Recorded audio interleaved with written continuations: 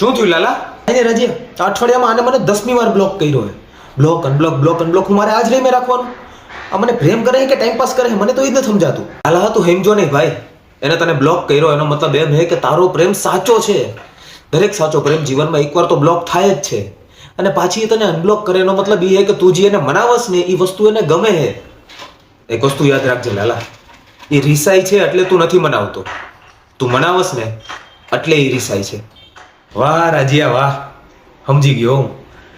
એ મને બ્લોક એટલે જ કરે છે કે હું એને મનાવીને મારી જાતને અનબ્લોક કરાવું ને એ એને ગમે છે. આ પ્રોસેસને એન્જોય કરે છે. કાંઈ વાંધો નહીં, એને રિહાવાનો શોખ છે ને, હું મનાવતા નહીં થાકું. રિહાવા દે એને, મનાવી તો લઈશ જ હું એને.